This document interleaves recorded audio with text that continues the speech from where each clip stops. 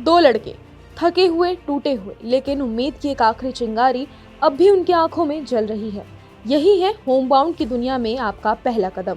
ये कहानी असल में उस दर्द, उम्मीद और दोस्ती की है जो हम सब ने कोरोना लॉकडाउन के समय कभी न कभी महसूस की थी।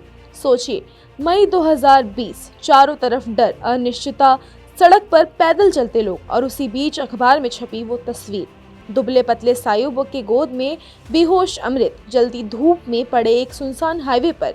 ये सिर्फ एक फोटो नहीं थी, बल्कि एक झटका था, जैसे इंसानियत अचानक सारी अफरा तफरी के बीच चीख कर कह रही हो, हम अभी जिंदा हैं।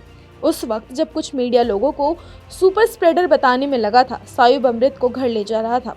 5 साल बाद नीरज घेवन ने इस सच्ची घटना की सटीकता को हटाकर इसे गहरे, इमोशनल और बेहद मानवीय अनुभव में बदल दिया, जिसका नाम है होमबाउंड। फिल्म में सायुब और अमृत अब शोएब और चंदन बन जाते हैं, दो लड़के जो गरीबी में पले हैं लेकिन सपनों की उड़ान भरना चाहते हैं। एक चाहता है कि उसके किसान पिता का इलाज हो सके, दूसरा चाहता है कि उसकी माँ, जिसकी एड़ियाँ ईंट गारा ढोते ढोते फट चुकी हैं, उसे एक पक्की छत वाला घर मिले। लेकिन दुनिया उन्हें बार बार बताती है कि उनके सपने उनकी औकात से बड़े हैं, क्योंकि एक मुस्लिम है और दूसरा दलित। दोनों पुलिस में भर्ती होना चाहते हैं, जहां एक कांस्टेबल की नौकरी ही उनके लिए सम्मान, सुरक्षा और भविष्य का रास्ता है। पर जैसे ही भर्ती टल जाती है, कहानी मोड़ लेती है और आप महसूस करते हैं कि भारत में सिर्फ मेहनत काफी नहीं, आपकी पहचान भी आपके आगे चलती है। फिल्म दिखाती है कि कैसे छोटी छोटी बातें भी जहर बन जाती हैं। किसी का धन क्रिकेट मैच में ताना बन जाता है, किसी की जाति रिजर्वेशन का मजाक, शोएब पर इस्लामोफोबिक मैनेजर का तंज, चंदन को सरकारी अफसर का अपमान। हर सीन ऐसा लगता है जैसे आपको किसी सच्चाई के सामने खड़ा कर देता हो, जिससे आप हमेशा आंखें चुराते हो। नीरज घेवन की खासियत है कि वो भाषण नहीं देते, बल्कि कहानियां ऐसे कहते हैं कि सीन आपके दिल में चुभ जाता है। आपको खुद समझ में आ जाता है कि आखिर सबसे ज्यादा समायोजन, समझदारी और सब्र उसी को दिखाना पड़ता है जिस पर सबसे ज्यादा बोझ हो। फिल्म की सिनेमेटोग्राफी, उसके भरपूर टोन, उसके सन्नाटे में भी एक अजीब सी खूबसूरती है, जैसे पुरानी ब्लैक एंड व्हाइट फिल्मों की आत्मा आधुनिक भारत की हकीकत से मिल रही हो।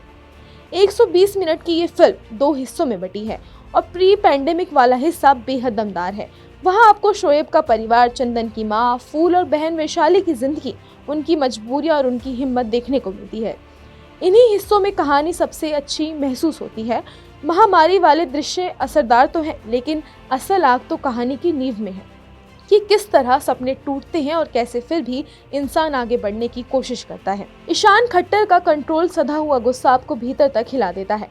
विशाल जेठवा कुछ जगह कमजोर लगते हैं, लेकिन उनकी मासूमियत और दर्द दिल छू लेते हैं। शालिनी फूल का किरदार कई जगह फिल्म में सबसे ज्यादा गहराई लाता है, जहां जानवी कपूर का हिस्सा थोड़ा अलग थलग और जुड़ा हुआ लगता है। लेकिन अंत में होमबाउंड वही बन जाती है जिसकी आपको उम्मीद नहीं थी।